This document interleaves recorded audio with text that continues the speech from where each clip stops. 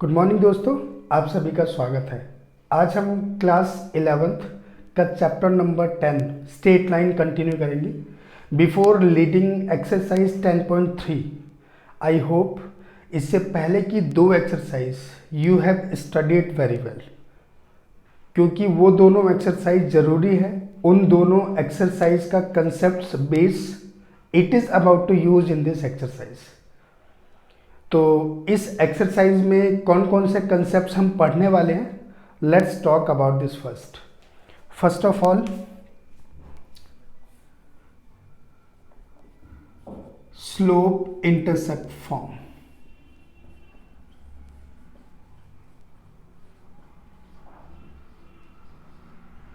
Actually, we have discussed already in my first video of this chapter. उसके अंदर इसके बारे में, स्लोप के बारे में, कोऑर्डिनेट ज्योमेट्री के जो फॉर्मूले होते हैं, ज्योमेट्री के जो फॉर्मूले होते हैं, सब कुछ लिख रखा है। इसमें y equal to M X plus C होता है। ये ध्यान रखना, स्लोप इंटरसेप्ट फॉर्म का मतलब ये हुआ y always should be positive and free of constant. देखो यहाँ पे कोई भी कांस्टेंट नहीं है और पॉजिटिव है, तो कोई भी इक्वेशन देगा आपको तो ये फॉर्म आपको बनानी होगी। Constant of variable x would be slope. देखो x के साथ जो है वो m यानी स्लोप है, ठीक है जी। चलिए जी, अच्छा इसमें ये जो c टर्म होता है इसको क्या बोलते हैं? इसको बोलते हैं y इंटरसेप्ट, y इंटरसेप्ट। और x के साथ जो हो गया ये जो है, इसको तो आपको पता ही है क्या बोलते हैं, है ना, स्लोप। चलिए जी, दूसरा पढ़ने वाले हैं इंटरसेप्ट फॉर्म। इंटरसेप्ट फॉर्म दोस्तों, एक होता है इंटरसेप्ट एक्सिस, जो हमने इससे पहले की वीडियो में इक्वेशंस बनाई थी, इंटरसेप्ट एक्सिस के बारे में समझा था। और एक होता है इंटरसेप्ट फॉर्म। अब इंटरसेप्ट फॉर्म, बात वही है, इंटरसेप्ट जो इक्वेशन थी ना, उसी को तो फॉर्म बोलते हैं। मतलब ये हो गया x upon a y upon b equal to 1। ये इंटरसेप्ट फॉर्म है। यानी कोई भी इक्वेशन आपके पास आती है कि उसको इंटरसेप्ट फॉर्म में कन्वर्ट करो, तो ये फॉर्म आपको इक्वेशन को देनी होगी, ठीक है। इक्वेशन जब हम करेंगे तो और समझ लेंगे, पहले जान लो क्या क्या है ये। अच्छा, इसके बाद हम पढ़ लेते हैं नॉर्मल लाइन। नॉर्मल लाइन का एक छोटा सा इंट्रो आया था 10.1 एक्सरसाइज में। अभी यहाँ पे इसको ब्रीफली पढ़ेंगे। x cos अल्फा लगा लो, थीटा लगा लो, कुछ भी लगा लो, y sine theta equal to perpendicular distance. यहाँ पे थीटा कोई एंगल हमें दे रखा होगा और परपेंडिकुलर दे रखा होगा। अभी हमें मतलब कोई भी इक्वेशन को अगर कहता है कि नॉर्मल फॉर्म में कन्वर्ट करो, तो ये फॉर्म आनी चाहिए हमारे पास, ये फॉर्म बन जानी चाहिए। अब वो बनाएंगे कैसे? Just wait and watch. एक आएगा distance of a line between, किसके बीच में? A point and an equation. बता देता हूं मैं, ये ऐसे होता है दोस्तों, देखो ऐसे। ये हमारी इक्वेशन हो गई। इक्वेशन आपको देंगे वो, और यहां पे कोई पॉइंट देंगे, पॉइंट, और हमें ये निकालना होगा डिस्टेंस। तो डिस्टेंस का फॉर्मूला होगा, सॉरी मॉड सिर्फ ऊपर वाले में रखना, ax1 by1 प्लस सी अपॉन रूट में ए स्क्वायर प्लस बी स्क्वायर। अब ए बी सी क्या है, अभी इक्वेशन करेंगे ना तो पता चल जाएगा, ठीक है। चलो जी आगे देखते हैं। ये तो डिस्टेंस हो गया एक लाइन और एक पॉइंट के बीच में। अब एक कंसेप्ट है distance between two parallel lines. दो पैरेलल लाइन के बीच में यहां डिस्टेंस क्या होगा, कैसे निकलेगा, वो अभी जानना है। तो इसमें फॉर्मूला होता है a c1 minus c2 upon root में ए स्क्वायर प्लस बी स्क्वायर। अब यहाँ पे C1 C2 क्या है भाई, दो पैरेलल इक्वेशंस होंगे ना हमारे पास में। अच्छा, पैरेलल इक्वेशन का मतलब पता है क्या है, जैसे मान लो ये है ax plus b y plus C1 मान लेते हैं एक को, equal to 0, ax plus b y plus C2 equal to 0। मतलब ये हो गया पैरेलल में जो x और y वेरिएबल होते हैं ना वो दोनों सेम होते हैं। यानी यहाँ पे जैसे मान लो 2x प्लस 3y लिखा है तो यहाँ पे भी 2x प्लस 3y लिखा होगा, ये दोनों अलग अलग होता है। बाकी क्वेश्चन करेंगे तो हम सीख ही जाएंगे, ठीक है जी। ओके, अब इसके बाद end of course equation of a line, ये तो पहले पढ़ ही रखा है आप लोगों ने, फिर भी देख लेते हैं। इक्वेशन ऑफ ए लाइन आपको पता है, अभी हमने दो तरीके से काम कर रखा है इक्वेशन निकालने के लिए। पहला, जब हमें पासिंग पॉइंट देंगे और स्लोप देंगे, और दूसरा इंटरसेप्ट एक्सिस से, ठीक है जी। तो अभी इस एक्सरसाइज में तो फिलहाल स्लोप का काम होगा, तो formula y minus y1 m x minus x1, ठीक है जी। ये कब लगेगी लाइन, मतलब इक्वेशन कब लगेगी, जब एक पासिंग पॉइंट होगा और एक स्लोप होगा। और अगर इंटरसेप्ट एक्सिस हुआ तो आपको पता है x upon a y upon b equal to 1, यानी यहाँ पे जो a और b है इसको इंटरसेप्ट एक्सिस बोलते हैं, इंटरसेप्ट एक्सिस। तो इस केस में सिर्फ और सिर्फ हमें a और b चाहिए होता है, ठीक है जी।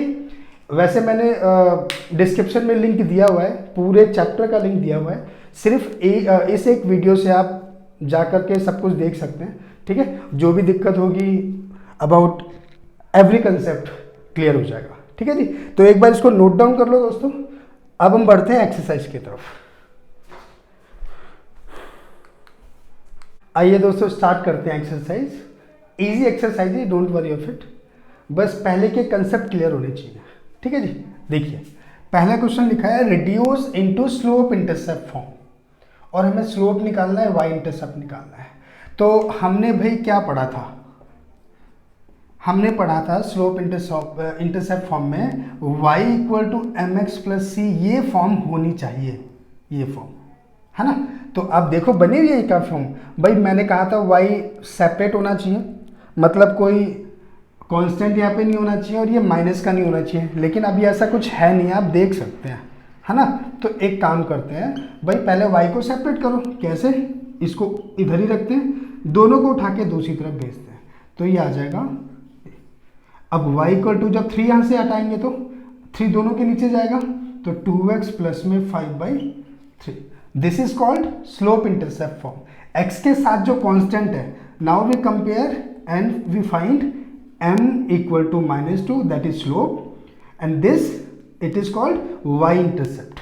तो y इंटरसेप्ट क्या आ गया दोस्तों, y इंटरसेप्ट 5/3 आंसर, ठीक है जी। चलो दूसरा क्वेश्चन देख लेते हैं। Reduce into intercept form, intercept form में रिड्यूस करना है और फिर इंटरसेप्ट एक्सिस बताना है, वेरी इजी भाई। इंटरसेप्ट एक्सिस मतलब इंटरसेप्ट फॉर्म होती क्या है आपको पता है, अभी लिखा था x upon a y upon b equal to 1, मतलब ये हुआ x और y के साथ कोई कांस्टेंट नहीं होनी चाहिए, x और y ऑलवेज पॉजिटिव होनी चाहिए, और इक्वल टू में 1 होना चाहिए, है ना। कंडीशन देख लें आप लोग ध्यान से। इंटरसेप्ट एक्सिस का मतलब ऐसे होता है, एक यहाँ पे एक्सिस होता है, एक यहाँ पे होता है, ये दोनों पॉजिटिव एक्सिस है, तो कभी भी x और y नेगेटिव नहीं बनाना, है ना, a और b। चलो एक बार चेक करते हैं, यहाँ पे हमें 1 बनाना है, देखो यहाँ पे 1 बनाना है, ठीक। तो यहाँ पे 1 बनाने के लिए क्या करोगे भाई, सिंपल है, 1 बनाने के लिए क्या करना चाहिए, इक्वल टू में 1 बनाने के लिए जो लिखा है उसी से डिवाइड कर दो, वेरी इजी, है ना। अच्छा मैं सॉरी मैंने क्या बताया था, यहाँ पे प्लस का होना चाहिए, लेकिन ये तो माइनस है, कोई बात नहीं। देखो इसको कैसे करेंगे, पहले इसको काट लो, 2 2 जा 2 3 जा, ये तो यह आ गया आपका 2x/3 minus y/2 equal to 1। चलो जी एक काम तो हो गया है, लेकिन आप देख सकते हो कि हमें निकालना था प्लस का, और एक्स वाई के साथ कोई कांस्टेंट नहीं आना चाहिए, यानी ये 2 नहीं होना चाहिए यहाँ पे। तो एक काम करो, इस 2 को उठा के सबसे नीचे भेज दो, और यहाँ कर दो प्लस, ये जो माइनस है माइनस को कर दो यहाँ पे। अब बताओ अब बनी कि नहीं फॉर्म, है ना। तो थोड़ा सा ध्यान रखेंगे, ये क्वेश्चन मैंने सेकंड पार्ट इसलिए लिया था क्योंकि इसके अंदर थोड़ा सा काम था।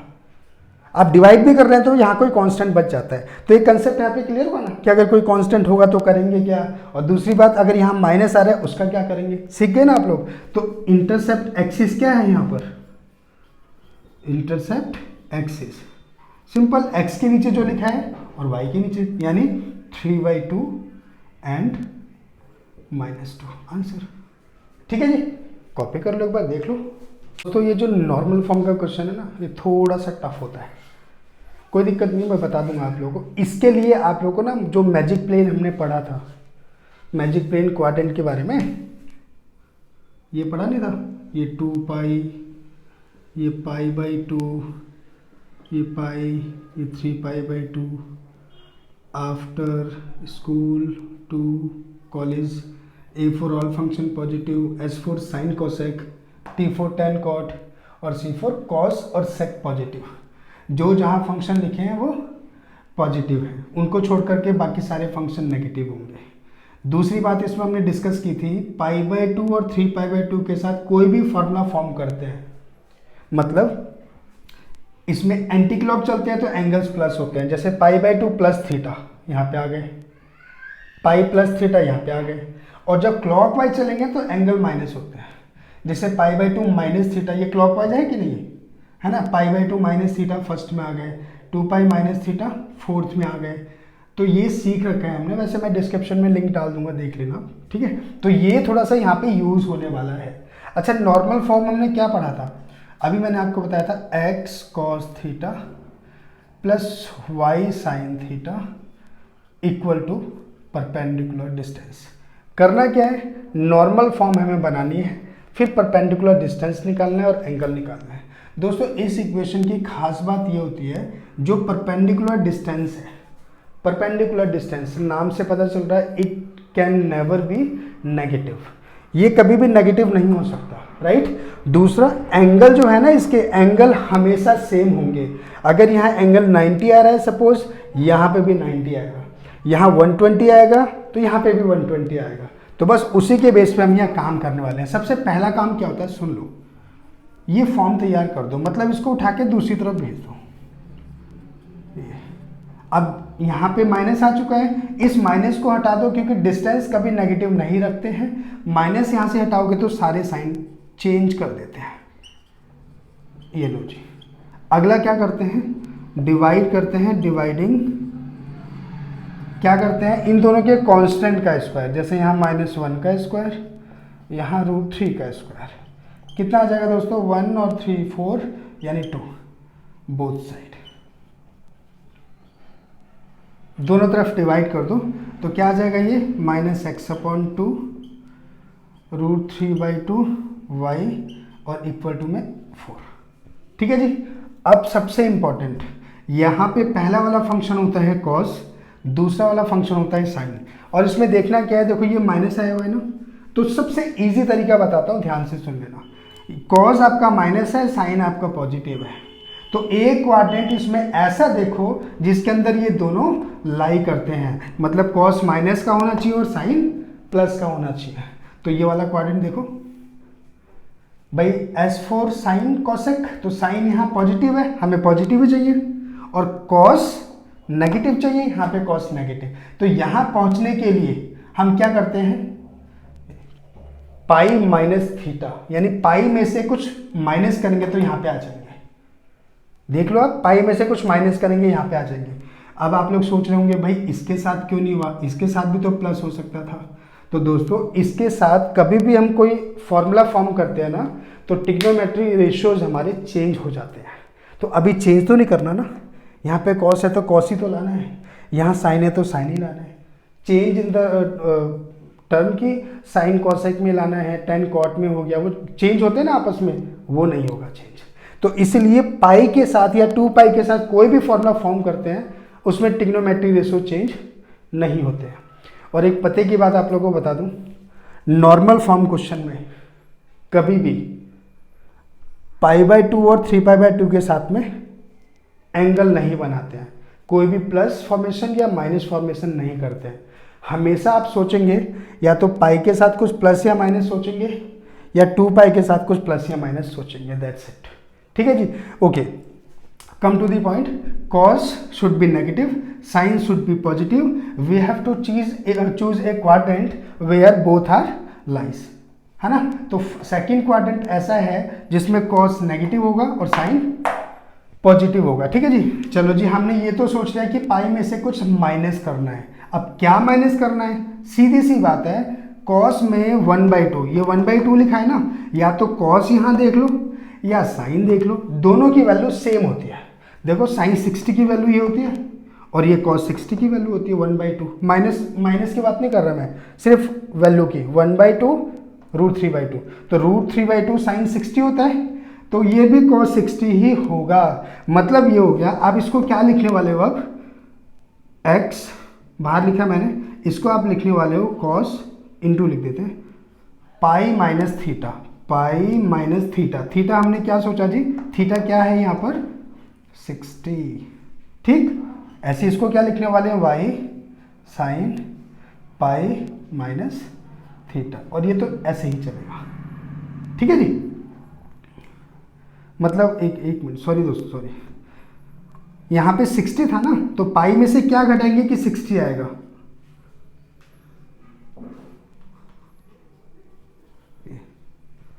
ठीक है जी। तो cos पाई माइनस थीटा सेम यही होता है ना, हो जाता है ना, cos पाई माइनस थीटा।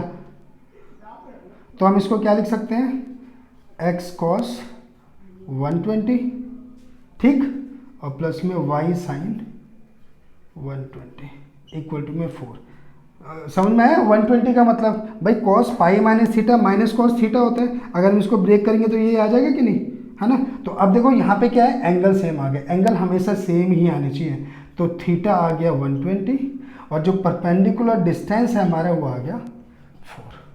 आए दोस्तों समझ में। तो थोड़ा सा ध्यान रखना, इसका काम होगा यहाँ पे, और यहाँ पर माइनस प्लस दोनों सबसे पहले चूज कर लेना कौन सा क्वाड्रेंट यहाँ लाई करेगा, बस सीधी सी बात है ना। ये कैसे किया, पाई में से इसको हम क्या लिख सकते हैं, ये जो इसको ऐसे लिख सकते हैं ना, ये cos 60 और ये लिख सकते हैं, है ना। तो cos 60 है, यहाँ पे cos पाई में से क्या घटाएंगे कि वो 60 आ जाए, है ना, तो 120 घटाएंगे। तो cos पाई minus theta minus cos theta होता है, ये 120 लिख दिया। ठीक है जी, एक बार कॉपी कर लो। तो एक दूसरे कंसेप्ट का क्वेश्चन आ गया, find the distance of the point this from the line this. तो इस क्वेश्चन के लिए हमने एक कंसेप्ट पढ़ा था, हमें डिस्टेंस निकालना है एक पॉइंट और एक लाइन के बीच में, है ना। देखो सॉल्यूशन, ये रहा, यहाँ पे पॉइंट हमें दे रखा है -1 1 और इक्वेशन दे रखी है, लेकिन इक्वेशन को थोड़ा सा हमें सजाना पड़ेगा, है ना जी। कोई बात नहीं, सजा लेते हैं, क्या दिक्कत है।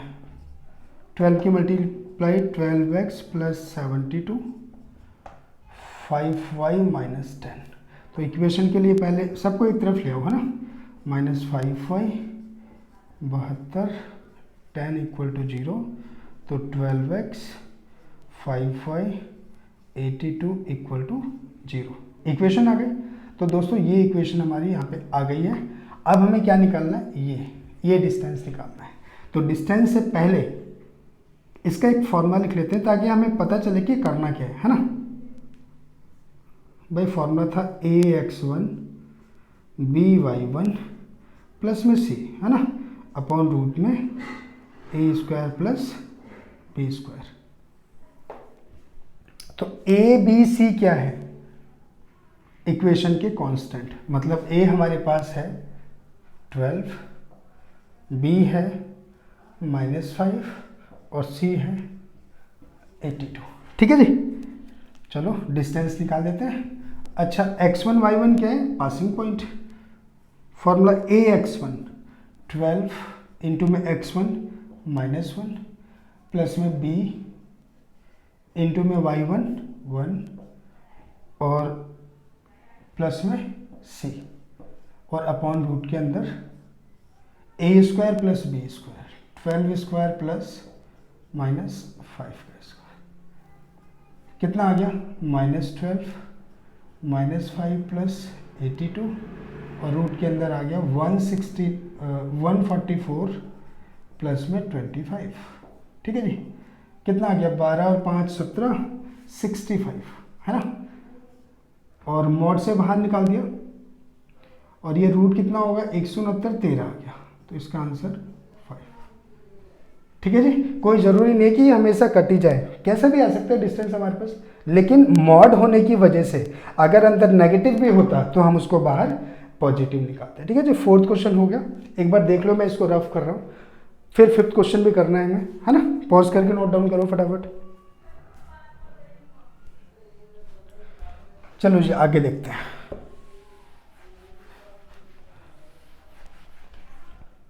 देखो क्या लिखा है, find the points on the x axis.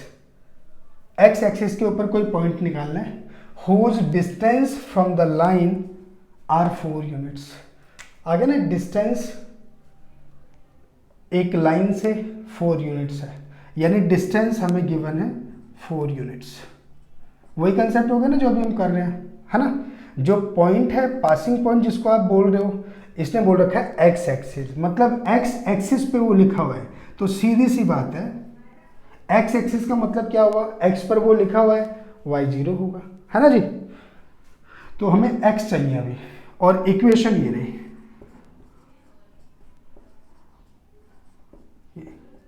तो इक्वेशन को पहले स्टैंडर्ड फॉर्म में करो, LCM 12 4x 3y equal to में 1, तो 4x 3y -12 इक्वल टू 0 बन गई इक्वेशन। a की वैल्यू यहाँ 4 हो गया, b 3 हो गया और c आपका -12 हो गया, और डिस्टेंस का लगा दिया हमने formula ax1 by1 plus c upon root में a square plus b square. ठीक है जी, चलो आ जाते हैं, और डिस्टेंस हमें दे रखा है दोस्तों 4, है ना, इक्वल टू में ax1 4, x1 क्या है x, प्लस में b इंटू y1 ये 0 है, प्लस में c हमारे पास है -12, ब्रैकेट यूज कर लेते हैं, और अपॉन में रूट में a square plus b square, ये कर दिया। आपको पता होगा कभी भी हम किसी की वैल्यू निकालते हैं, मॉड लगा हुआ है तो इक्वल टू वाली वैल्यू को दोनों लेट करते हैं, प्लस बी और माइनस बी। ठीक है जी, क्या आ गया 4x, ये तो 0 हो गया, -12 और अपॉन में क्या आ गया 5। बस एक बार 4 से इसको निकाल दूँ ऐसे, और एक बार -4 से निकाल दो, तो कितना आ गया, करो cross multiply, 4x -12 equal to 20, तो 4x इक्वल टू ये 32 आ गया, तो x इक्वल टू कितना आ गया 8। ऐसे यहाँ पे 4x -12 इक्वल टू -20, तो 4x इक्वल टू -8 और x की वैल्यू -2, तो देयरफॉर जो पॉइंट होगा हमारा वो 8 0 और -2 0 होगा आंसर। आ गया दोस्तों समझ में ये डिस्टेंस का कंसेप्ट, एक पॉइंट और एक लाइन के बीच में डिस्टेंस का कंसेप्ट है। कॉपी कर लो एक बार। देखिए जी एक दूसरा कंसेप्ट है, डिस्टेंस हमें निकालना है, सेम वही डिस्टेंस लेकिन दो पैरेलल लाइन है। तो मैंने आप लोगों को बताया था ना, पैरेलल लाइन में जो एक्स वाई के कांस्टेंट होंगे या ये दोनों टर्म होंगे वो सेम होंगे, चेक करो आप, है ना। तो C1 की वैल्यू यहाँ क्या होगी भाई, पहले इक्वेशन में जो लिखा है वो C1 हो जाएगा और दूसरी इक्वेशन में जो लिखा है वो C2 हो जाएगा। Very easy. A क्या है भाई, एक चाहे ये ले लो चाहिए, एक ही बात है 15 ही आएगा, है ना, और B हमारे पास 8 आ जाएगा। तो डिस्टेंस का लगा दो फॉर्मूला दो पैरेलल लाइन के बीच में, C1 minus C2 upon root में A square plus B square. चलिए जी, C1 हमारे पास है -34 माइनस C2 है 31 अपॉन रूट में है 15 का स्क्वायर प्लस 8 स्क्वायर। कितना हो गया माइनस 67 हो गया, सॉरी 65 हो गया, और रूट में 15 2 5 प्लस में 64 है ना। तो क्या आ गया दोस्तों, ये मॉड से मैं बाहर निकाल रहा हूँ, 65 हो गया है ना, और नीचे हो गया रूट में 289, तो 17 बाहर आ जाएगा है ना। ये आपका आंसर आ गया। इजी है, कर लो कॉपी फटाफट। एक दूसरा कंसेप्ट देखते हैं। Equation of a line perpendicular to the line this and having x intercept 3। मतलब ये हो गया, एक लाइन है, ये वाली लाइन एक दूसरी लाइन के परपेंडिकुलर है।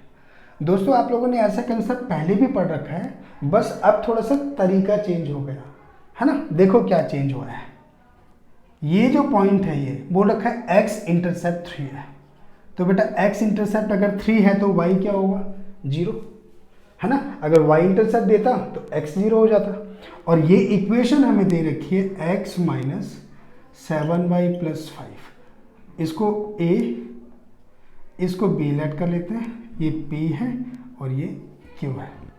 आपको पता है कि हमें जो इक्वेशन निकालनी है वो a b की निकालनी है, तो a b की इक्वेशन निकालने के लिए पॉइंट है हमारे पास, बस स्लोप नहीं है। तो स्लोप नहीं है, क्या हम इस वाली लाइन से अब स्लोप नहीं निकाल सकते हैं? पहले हमने क्या पढ़ा था, यहाँ पे कोई पॉइंट होता था, यहाँ कोई पॉइंट होता था, अगर दोनों पॉइंट होते थे, दो पासिंग पॉइंट थे, तो हमने स्लोप निकाल दिया था कि नहीं, y2 minus y1 upon x2 minus x1 करके।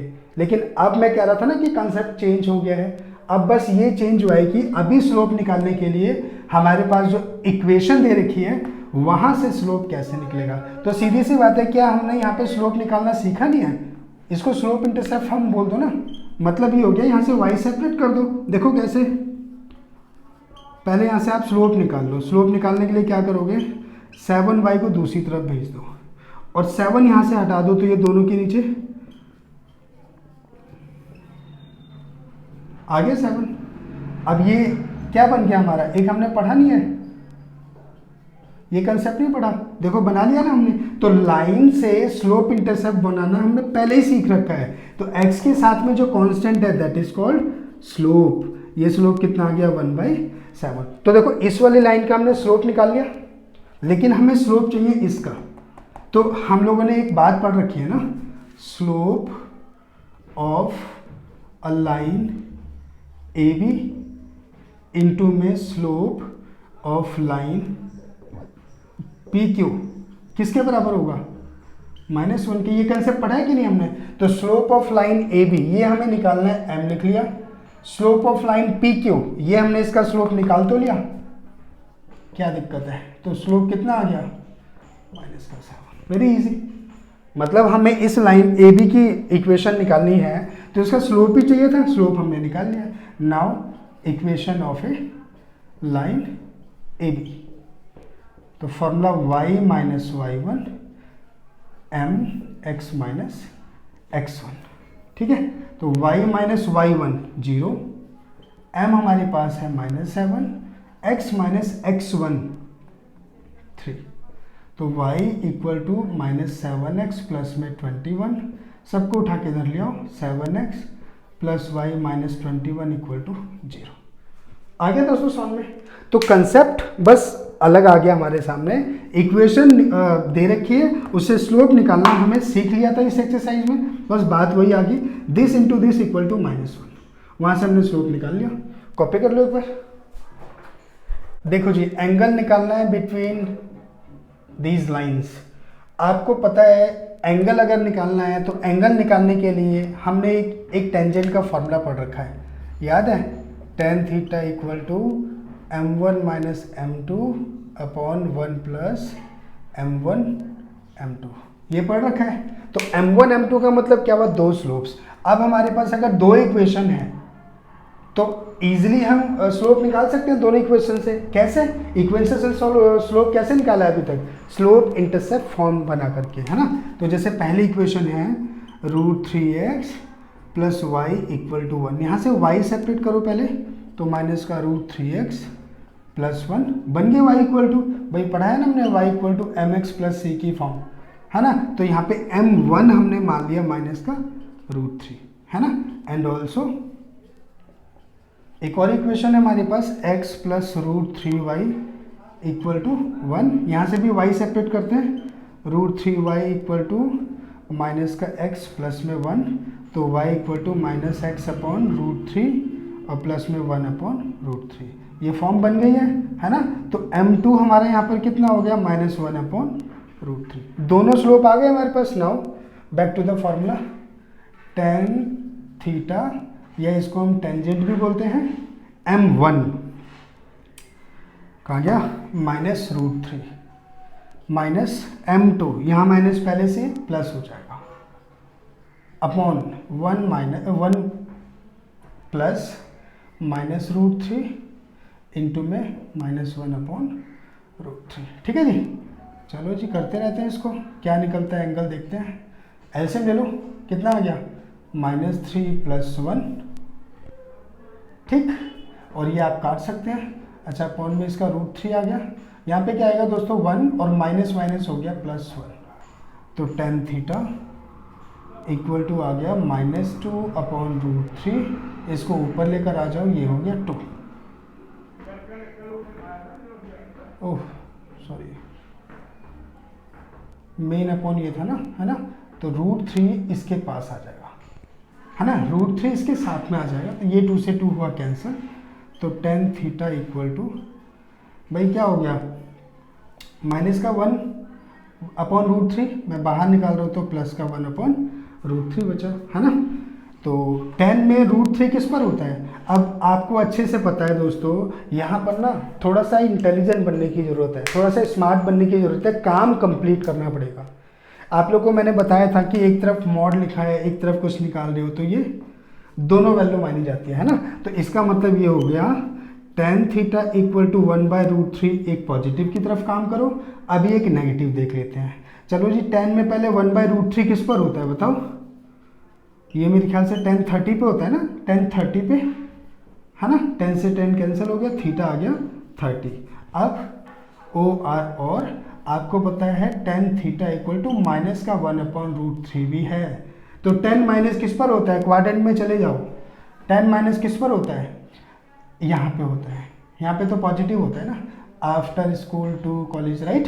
तो यहाँ पे पाई है हमारा, पाई में से कुछ लेस करेंगे तो नेगेटिव हो जाएगा, ठीक। तो tan थीटा, इसको हम क्या लिख सकते हैं, tan पाई माइनस थीटा, और थीटा की वैल्यू क्या थी दोस्तों, 30 का मतलब पाई बाई, चलो 30 लिख देते हैं सिर्फ, ये tan pi minus theta equal to minus tan theta हो जाता है कि नहीं। तो अब tan से tan कैंसिल, थीटा हमारा क्या हो गया, 180 माइनस 30, दैट इज 150। तो ऐसे पूरा काम करेंगे तभी तो थोड़ा सा स्मार्ट काम होगा, है ना। बाकी बच्चे ये मेरे ख्याल से वो एक ही वैल्यू निकालेंगे और छोड़ देंगे, लेकिन आप लोगों ने दोनों वैल्यू निकाली होगी, definitely it should be impressive. Copy कर लें एक बार।